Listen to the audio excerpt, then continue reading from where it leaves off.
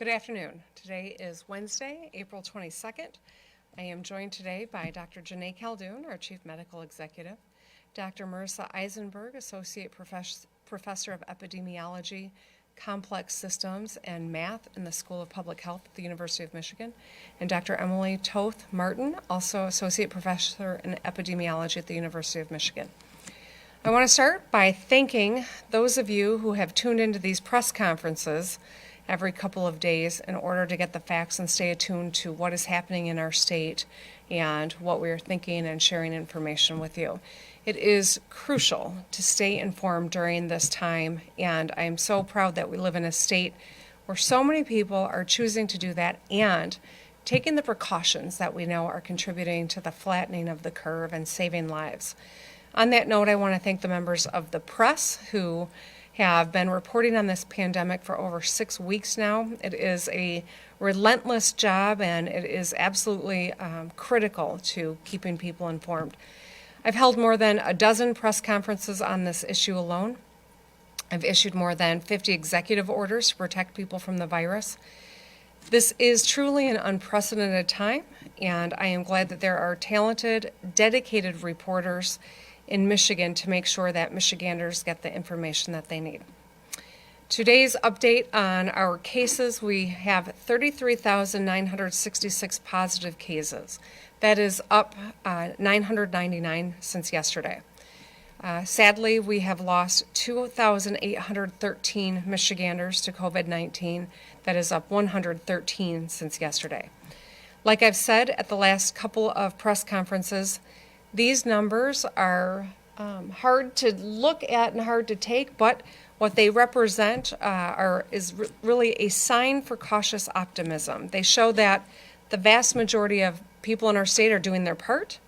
They show that social distancing is working and that Michiganders are doing incredibly well compared to other states. This is a map based on public data that shows how we're doing with regard to social distancing. And we are really taking this seriously, and the vast majority of people in our state are doing their part. And so I want to thank you. I know it's not been easy. I know that it's been difficult for folks in our state, but we are getting through this, and we're going to get through it together. So thank you for doing your part. We do have some good news when it comes to testing. We are testing more people every single day. The number of new cases we see is starting to go down as a percentage of that as well. And this is a lot. We could do twice as much testing as we are currently doing. And so knowing that we've got that capacity is heartening.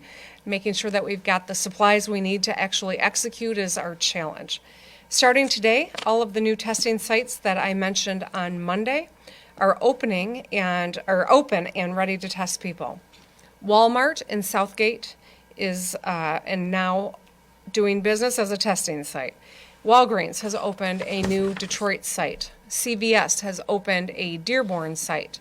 And I want to especially thank Congresswoman Debbie Dingell for her help and commitment to expanding testing for our citizens in Dearborn. And Rite Aid has sites open in Macomb, Swartz Creek, Eaton Rapids, Kentwood, and Saginaw. I encourage you to please go to michigan.gov/coronavirus test to find a testing site for more people to get tested. While we had to prioritize who was tested in the early phases, now we want to make sure that we are getting more people tested in Michigan.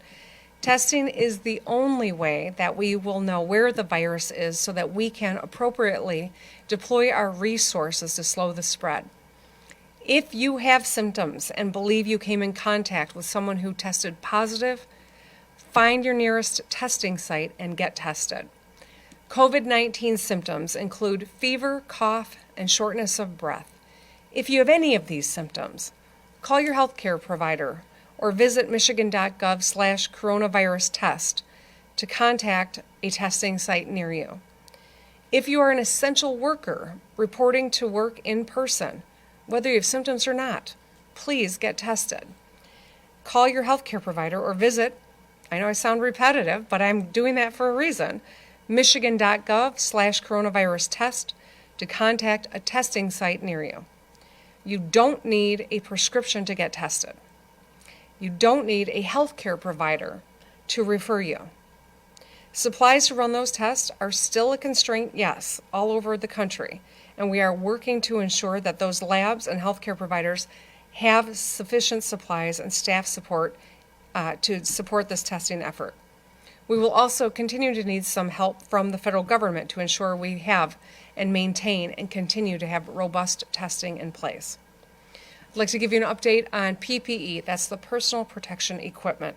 A couple of weeks ago, we had less than a day's worth of PPE in our hospitals. Now, with the help of both large and small businesses in Michigan, with the help of the federal government and the help of our procurement office, we have secured enough PPE to last hospitals over a week, even several weeks in some cases. Dozens of businesses have stepped up, and we're really grateful. Businesses like Stormy Cromer in the Upper Peninsula, who produces those phenomenal hats. They're making masks. Carhartt, who the world knows Carhartt, they are making gowns. The big three automakers and the UAW members making ventilators and face shields. And Grand River Brewery, TC Whiskey, Mammoth Distillery, Bell's Brewery, all of whom are helping us produce more hand sanitizer. This has been an all-hands-on-deck effort, and it's working. We are rising to this challenge together. We are still anticipating more deliveries of PPE and will continue working until every hospital in Michigan has the supplies they need. I want to thank our hospitals and our healthcare workers for doing your best to use PPE efficiently and safely. We appreciate it, and it has helped us get into this position where we are definitely stronger today than we were a couple of weeks ago. With regard to hospitalizations, the number of patients who are in the hospital with suspected or confirmed COVID-19 declined of about 10 days ago. In fact, we have seen a 15% reduction in the last 10 days. Michigan is no longer in the top 5 states when it comes to positive cases. We've dropped down behind other states, and it's because our aggressive actions and measures are working. States without stay-at-home orders have seen an increase in cases recently, while our data shows that our order is working. But we are still in the top 10, and we are still in the top 5 in terms of number of deaths. So this shows that what we are doing is working, but that we must keep staying safe if we're going to keep dropping our numbers and saving lives. I showed a similar graph on Monday to where we are versus where we could have been. And here's where we are now versus where we hadn't taken aggressive action to fight this virus. This shows that the people are doing their part and making an impact. You're the reason that we have enough PPE for our first responders. You're the reason that our hospitalization rate is decreasing. And in the end, you'll be the reason that we can safely begin to phase back into our new normal. I want to especially highlight the hard work of our brothers and sisters in labor throughout what they have done throughout this crisis. I've been able to speak with a number of our dedicated union members over the phone, and I know the hard work you're putting in on our behalf. I want to thank the Teamsters for making delivery of crucial PPE and supplies for our healthcare workers, first responders, and families. I want to thank the UAW for helping build face shields, ventilators, and more. I want to thank the building trades for working on our alternate care facilities at Suburban Showplace and TCF, and for working on roads projects during this crisis to keep our roads safe for drivers and first responders. I want to thank the MEA and the AFT members for helping educate our students from a distance, over Zoom, over the phone, through the mail. I want to thank the UFCW workers who are making sure the shelves are stocked at our grocery stores and helping Michiganders put food on the table. I want to thank the AFSCME and MNA, the Michigan Nurses Association, for providing critical health care and janitorial services to protect our families. I want to thank our SEIU members in the healthcare profession and in the Department of Corrections and those working around the clock to process unemployment claims. I want to thank the frontline workers from the Michigan Professional Firefighters Union, the Michigan Association of Police, and all of our incredible first responders who are working to keep our families safe, and the laborers working with the Air National Guard and servicing vehicles to keep up the supply chain, the operators, and the list goes on. Working people built this state, and I am proud to have them in our corner, protecting families and helping us heal. Today, I've outlined several things that Michigan is doing in our battle against COVID-19. Like I've said, there are reasons for cautious optimism. We need to keep it up. I'm hoping to say more when we can start loosening restrictions as soon as Friday of this week. I'll continue this conversation and share more information. I want to be clear, we will likely need another short-term extension of the stay home, stay safe order. When we do start to re-engage, it will have to be very thoughtful and precise, mitigating risk to all and mitigating the risk of a second wave. But we will start to re-engage. We will have a plan, and we will start to share that in more depth as we get closer to next week. Michiganders will still need to stay home unless they're doing things that are explicitly permitted by the order. We've got to get this right. That's the most important thing. As I've talked to business leaders, as I've talked to families, as I've talked to those who've lost a loved one to COVID-19, we all recognize, even if we might disagree on the cadence and the timeline, we all recognize that a second wave would be devastating to our state, to our people, and to our economy. We've seen proof that loosening restrictions too fast can lead to a second peak. It happened during the flu pandemic of 1918, and it's happening in some countries around the world today. As hard as this is right now, a second wave would be devastating. So when I say I'm hoping to loosen some restrictions, I mean that I'll only loosen them based on what the facts and data are telling us when it is safe and how it is safe to do so. I'll continue to work with the best experts like the ones we have here today from the University of Michigan and Dr. Khaldun and our epidemiologists to make sure that we get this right. But again, the data we've seen in the past week has led me to believe that it's time to reevaluate the stay home, stay safe order. Now, as I want to speak directly to the state employees who serve our state every single day. They have hard jobs and they show up and they serve the public. They have a special place in my heart. I've had the privilege of serving with the thousands of state employees, a legislator, and I'm proud to serve alongside our state employees now as the governor and as we navigate this crisis. I know that you are a crucial part of this team, and you've all done your part to help protect families in the wake of COVID-19. In the past 6 weeks, we have faced an unprecedented challenge that has led to serious budget implications for our state. In order to ensure that the essential services that we provide every day to the people of Michigan continue, I've made the difficult choice to approve a temporary layoffs in departments across state government. Employees who have been laid off will retain their health insurance and other benefits and will be automatically enrolled into the unemployment process to help ensure that they have the support they need during this challenging time. These layoffs will last for 10 work days, and I've mentioned that I've made a lot of hard choices in the past 6 weeks. This was one of the hardest. But this is the right thing to do to ensure that we can continue providing critical services to the people of Michigan. I know how important it is for our leaders to lead by example, which is why this week I announced that I would be taking a pay cut and have directed my executive team to take one as well for the remainder of the fiscal year. The actions we've taken in the past 6 weeks are working. Because of the hard work of our state employees, we're seeing the curve start to flatten, and we're saving lives. So to my fellow state employees, I'm proud to serve the state of Michigan alongside each of you every day. I'm honored to be amongst your ranks, and I'm going to do everything I can to make sure you get the support you need through this challenging time. In the coming days, I will share this podium with leaders in business and labor to discuss plans to phase in sectors of our economy. I'll continue working with a bipartisan group of Midwestern governors to make sure that we get this right and avoid a second wave like we've seen in other countries around the world. You'll hear more on this in the coming week, And today you'll hear from two experts from the University of Michigan who've been helping me ensure that we take a fact-based approach to fighting this virus and saving lives. But first, I'm going to pass it off to my partner, Dr. Janae Caldoun, our Chief Medical Executive. Thank you, Governor. Today we announced 33,966 cases and 2,813 deaths. We are still proactively fighting this disease using the best public health tools that we have. By far, as you all know, social distancing is the most important thing we can do to stop the spread of this disease.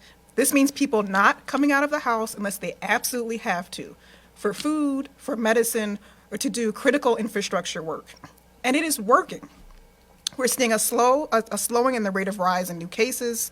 Our hospitals, who felt the biggest burden and surge, are now leveling off, discharging more COVID-19 patients than they are admitting.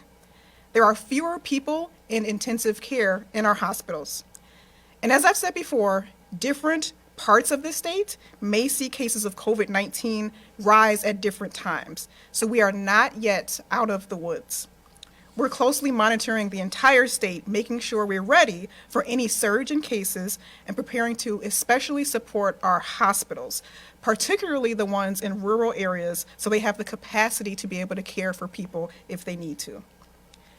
We've also heard that some people are not seeking care for very important medical concerns, such as severe chest pain or difficulty breathing, or delaying diagnostic and treatment procedures for cancer.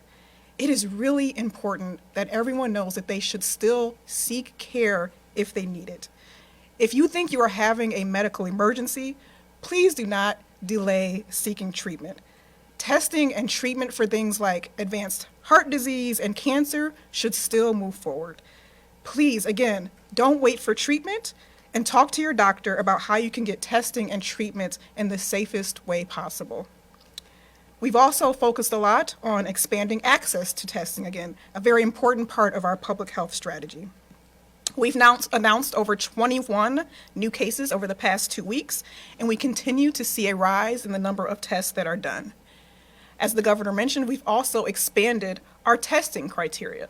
So right now, anyone who has symptoms can get a test, and anyone who is a healthcare worker, a first responder, or needing to come out of their home to do any work right now during this crisis can get a test done at a testing site that has the supplies. We're encouraging everyone who should get a test to get one. Again, I'll say it, you can go to our website, www.michigan.gov/coronavirus test to find the site nearest you. We also know that we have to protect our most vulnerable, and especially those who are elderly or living in our nursing facilities across the state. On Monday, we announced that skilled nursing facilities are required now to report any case of COVID-19 to the Michigan Department of Health and Human Services. We are analyzing and collecting that data right now, and we expect to be able to share that information with the public on our website in the upcoming days. On Monday, we also announced the creation of new teams that will work with local health department staff, epidemiologists, and clinicians who will work closely with long-term care facilities, nursing facilities, to make sure they are following the best infection prevention protocols and also testing residents appropriately for the disease. I'm pleased to announce that we are able to provide a total of $3.8 million to our local health departments all across the state to be able to do this important work. Again, we are all doing the right things. We're seeing a slowing in cases, testing is increasing, and people are recovering from this disease. We can beat this virus. Life is not going to go back to exactly the way it was before for a while, and we will have to be patient and also cautious. But I encourage everyone to stay the course. We can do this together. With that, I'll turn it over to Dr. Eisenberg and Dr. Martin. Thank you for having me. So I'd like to start briefly by introducing myself. So as the governor mentioned, I'm an associate professor of epidemiology, complex systems, and math at the School of Public Health at the University of Michigan. And I'm here with my colleague, Dr. Martin, who's an associate professor of epidemiology, also at the School of Public Health at the University of Michigan.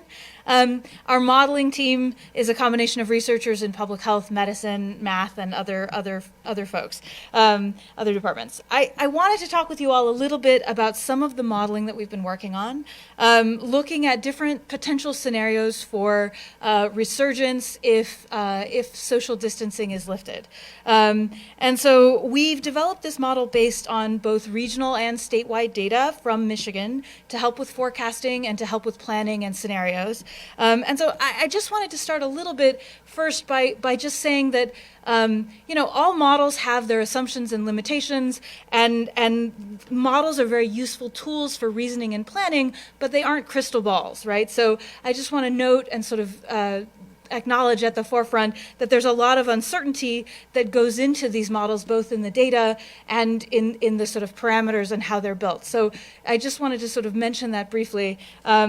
With that, I wanted to show a couple of things. So here's some hypothetical scenario where social distancing is lifted over a 2-week period starting May 1st. And in this scenario, social distancing is lifted completely by the time that 2-week period. What you can see here is that there are a wide range of outcomes, right? So going from a very small or even no resurgence all the way up to quite a large second peak or resurgence in transmission. So while we can't say from the model which of this sort of shaded range here of scenarios might happen, it just means that a resurgence or a second peak is a real possibility that we need to consider if social distancing is lifted. And this range of outcomes really comes from the fact that there's a lot of uncertainty right now in terms of the proportion of the population that is susceptible or immune to the disease. And so that ends up meaning that a wide range of potential scenarios for a second peak are consistent with the data that we've seen so far. And so it's also important to note for these simulations that while I showed a moment ago, I showed the graphic for all of Michigan, if you sort of run the model for different regional areas, you get a lot of different potential second peaks or resurgences that you can see region by region. And so in Southeast Michigan, for example, in places that have seen more cases, we have more data. It lets us do a little bit better at sort of restricting the range of what could happen.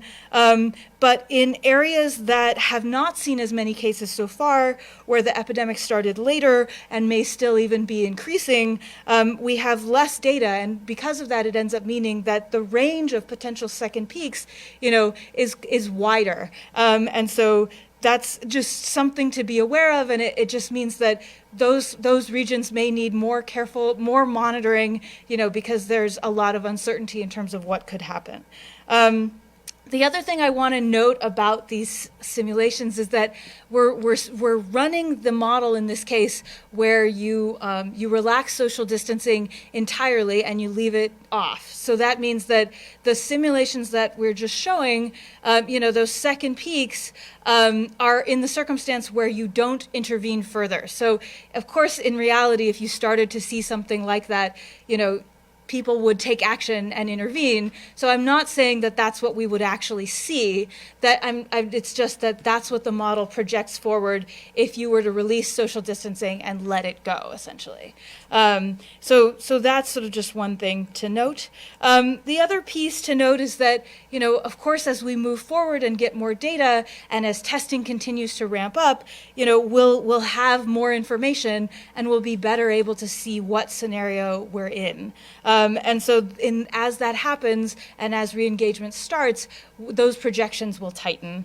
All of this is just really to sort of underscore the point that it's really important to think about staged re-engagement and to do careful monitoring so that we can track and handle any increases in epidemic spread that might happen. So that brings me to sort of the last point, which is about the kinds of indicators that will be important to monitor as we start to think about re-engagement. And so there's sort of three classes, broadly speaking, of types of data and indicators that we'll want to keep track of. So the first here, sorry if I'm interfering, hopefully not. The first here are the epidemic spread indicators. So these are things like symptom monitoring, cases, deaths, and really trying to get a regional picture of transmission, because different parts of the state have different, epidemic patterns going on. And the second here is healthcare system capacity. So this is really sort of emphasizing that it's if you are to have a resurgence in transmission, then it becomes really important to make sure that you have the healthcare system capacity in place to handle that and be able to diagnose and treat patients. And so this is really all about personnel, beds, ventilators, personal protective equipment, those kinds of things. And the last one, which is really critical, is public health capacity. So this is making sure that we have both the testing capacity and the contact tracing capacity to be able to actually detect resurgence in epidemic spread if it should happen. So that I think is everything I sort of wanted to talk about. I'll pass it back. Thank you. Thanks, Dr. Eisenberg. You can stay right there. All right. Well, thank you. I appreciate it. And Dr. Martin, thank you for both being here. I think that it's important to have the opportunity for you, my friends in the press, to ask some questions if you want of the epidemiologists as well as me or Dr. Caldoun. So with that, I'm happy to open it up.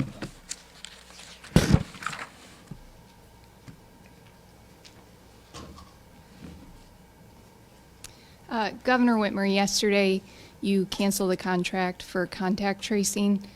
Do you know who made that decision to contract with those companies, and how do you expect to restore public trust in contact tracing considering that? Yeah, so contact tracing is a critical component to ensuring that we understand where spread is, that we isolate the appropriate people so that we avoid a second wave. And I know that Dr. Eisenberg just kind of highlighted that. The effort to go forward with contact tracing is something that we take very seriously. Now, with regard to this contract that you asked, I'm glad you asked the question. The department thought that that vendor was the best one for some reason. I don't know what that reason was. But I do know that the Department of Health and Human Services does not have a political bone in their theoretical body. They moved forward with the vendor, but they should have gone through the SEOC, the State Emergency Operations Center, which is the clearinghouse for all of this work. When it was brought to my attention, I told them to cancel it. This was an unnecessary distraction, and I think that leadership is about solving problems. The correct process was not followed. We are fixing it because it's important that we get this right, because this work is incredibly important. So this is an essential part of how we're going to save lives and start to reboot our economy. I made that decision. We are moving forward, and I think that the appropriate people understand the flaw, and that will not be repeated. Governor, you mentioned we'll likely need a short-term extension of the stay-at-home order. Do you have a window of dates that you're looking at for that short-term extension, and will it be statewide or will it be based on regions? So what we know is that we are going to have to look at the process of re-engaging sectors of our economy as the Trump administration likes to call them phases. Some people refer to them as stages. I like the thought of waves. I don't know, maybe it's the water, right? Everything is about water here in Michigan, right? The Great Lakes. Regardless, it's not all going to happen overnight. And so we know that there will be a need for an extension of some sort. We know that even when we get to a stable moment, that people who are compromised, who are vulnerable to COVID-19, are still going to need to stay home. And so some version will be in effect for a while. What we know right now is that we are seeing a trend where our numbers look pretty good. We know that we still need to do more robust testing. And once we get our hands on swabs and reagents, we can double, maybe even triple the amount of tests that we're conducting in Michigan, and that will be absolutely essential. But we see these signs and know that perhaps we can start to take some small steps forward. I'll articulate that a little bit with a little more clarity when we return on Friday for the briefing. But I think that now is an appropriate time to reassess the breadth of the current stay-at-home order, to assess, the scope of what the next one might look like. I'm as eager as anyone to start re-engaging sectors of our economy, but we all know we've got to be really smart about what that looks like, and so it will be in waves. There will be some form of a stay-at-home order in effect for a long time here, and I know when I say that, everyone's going to speculate, what does that mean? What it simply means is that for the near future, we know that it's not going to be safe for especially vulnerable population to be out and about publicly, and so people who have COPD, people who are over the age of 65, are going to have to continue to stay at home. The vast majority of people will for a short time being, but we will start to loosen that up as days get closer and as time goes and as our testing ramps up. Governor, we know that the chat feature on the unemployment website is down for the rest of the week. People have had issues getting through, making phone calls, getting online. Today you mentioned that the state employees will be automatically enrolled in the unemployment system. Is that fair for the people who have been waiting 4 weeks without a paycheck? And what do you say to those people who still can't get through?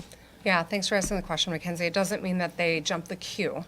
It just means that they won't have to go out of their way to sign up. We're asking a sacrifice of our state employees, and so we wanted to take that as one stressor off of their plate as they're trying to figure out kind of next steps with our this action that we had to take now. With regard to unemployment, I can update you that around $825 million in payments have gone out to more than 800,000 claimants that have been affected by COVID-19, and those numbers are continuing to increase every single day. We've gotten over 1 million unemployment claims since March 15th, which is a quarter of our state workforce and nearly 5,000% increase over that 4-week period. So more than 90% of people are filing more than 90% of people filing online. It only takes about 25 minutes to do so. We're encouraging people to continue doing that, and as we navigate our next steps, my message to everyone is that we continue to navigate the process.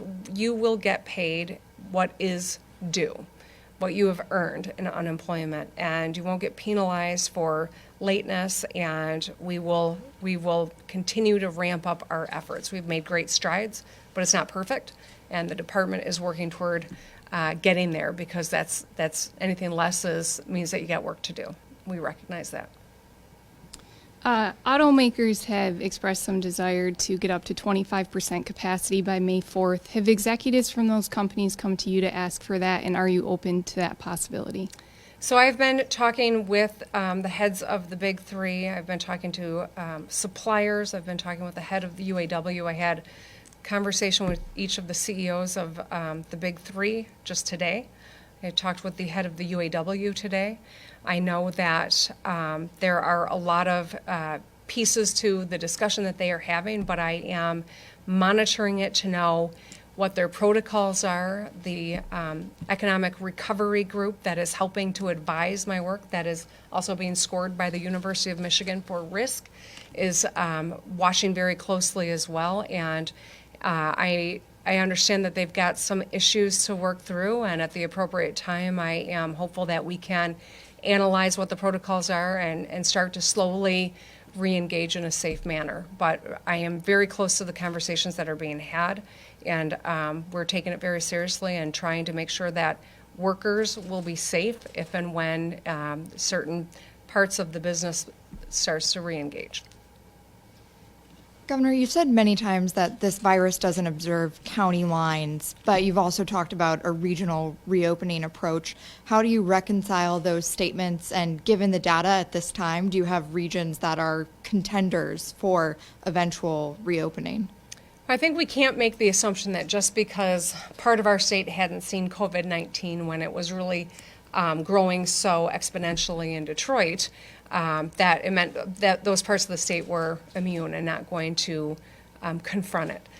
We know that, as I work with my colleagues from Wisconsin and Indiana and Ohio, our border states, that we have to understand what their thought process is to make sure that we're sharing data so we're all smarter as we're making these decisions. And we also recognize that we are watching trends as they play out regionally across the state of Michigan. A few of the slides that I showed on Monday showed that the southeast Michigan part of our state has really started to cool down, and yet there are places in rural Michigan that are heating up that we are watching very closely. What we know about, for instance, if we're looking at Alpena or Muskegon or Kent County, which is not rural Michigan, but it's the west side of the state, and it hasn't been as concerning as southeast Michigan, is that while they've got plans and we are working closely with them, as this virus continues to spread, not each of those other places are as well equipped as Kent County is if a COVID-19 spike starts to happen. And that's why we've got to watch very closely. And so as we determine and we associate risk with various sectors of our economy, we also associate geography as a part of that risk analysis. And so that is one part of the determination about where we need to mitigate risk and where we need to be mindful about the sequencing of different sectors of our economy starting to re-engage. Wow, any questions for the epidemiologist? I don't know if they'll know the answer to budget questions. But going back to the layoffs quickly, how confident are you that there won't be more layoffs coming for state employees? And the budget shortfall is estimated to be $2.5 billion. The layoffs right now, about $5 million that'll save. Is that enough, or what else can the state do? And are you confident that we'll get enough money from the federal government to help offset some of this? Well, here's what I know. This crisis has taken an economic toll on household budgets, on local government budgets, on the state budget, on business budgets. We are all going to have to navigate this to the best of our ability and to protect as many people in the process. The Federal CARES Act dollars have got a lot of restrictions, and so they don't help meet the needs of a lot of the issues that we are going to feel in terms of the state budget.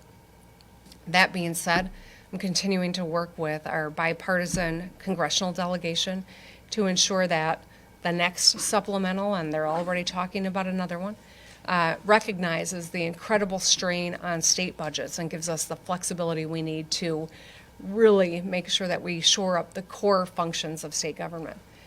I think about our children who will be going, hopefully, back to school in the fall in a traditional sense, and who will need wraparound supports to make up for the challenges that they've confronted as a result of COVID-19.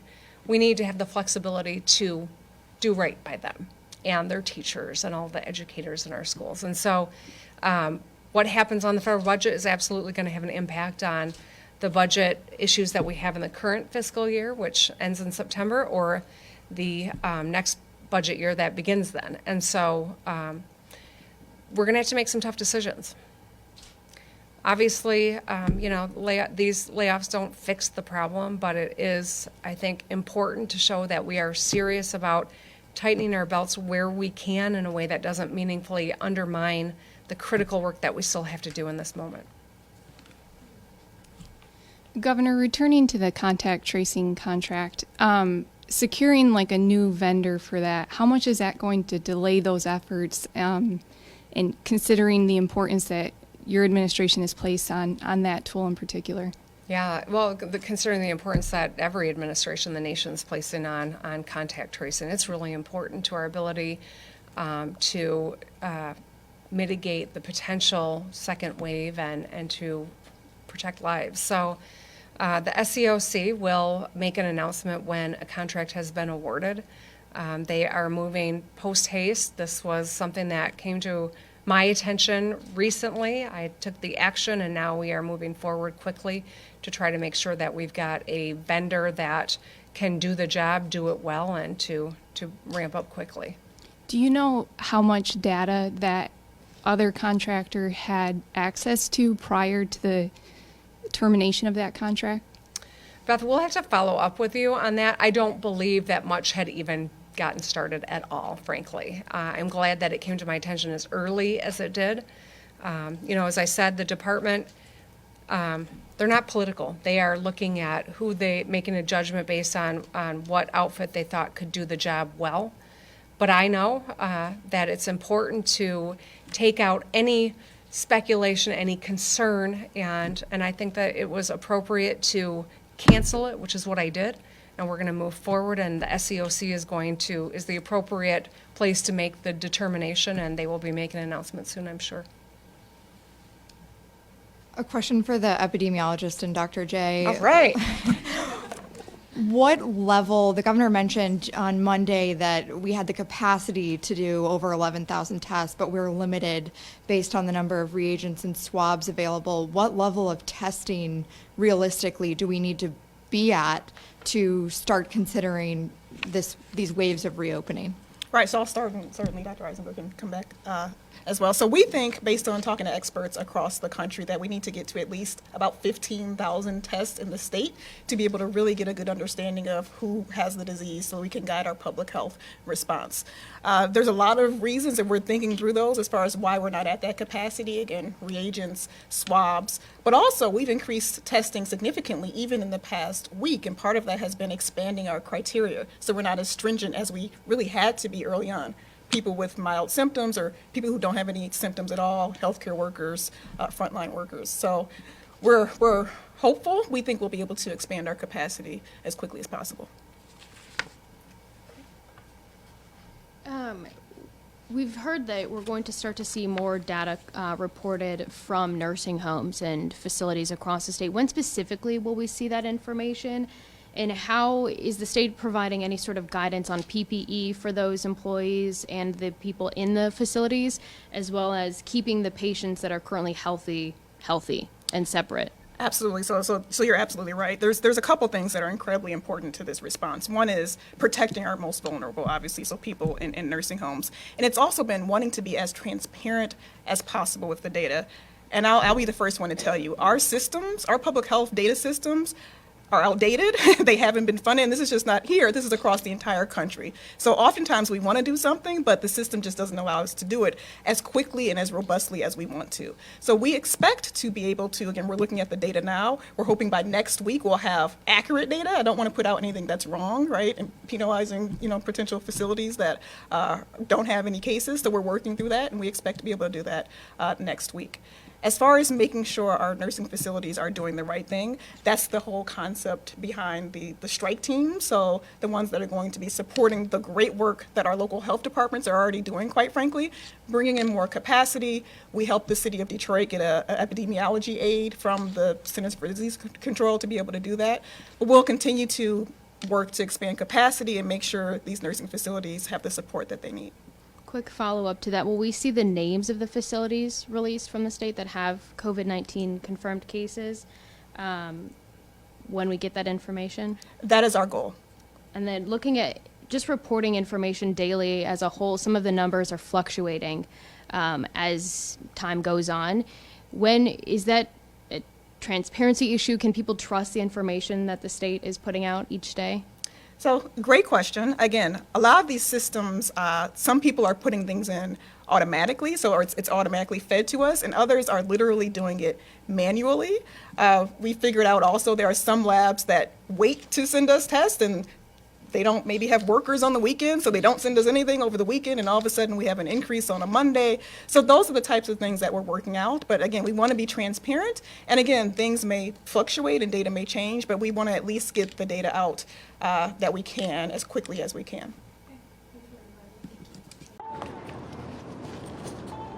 怎么又晚了？这诊所太远了，这里多开几间就好了。政府里需要有我们的人，需求才会被听到。哎，你这……哎，你们两个都对，可光说有什么用呢？填好2020年的人口普查，就可以协助公共资金的分配，比如地方医疗、更多的政府席位。想要给自己发声啊，赶紧上网填，打电话也行。请上2020census.gov 完成普查。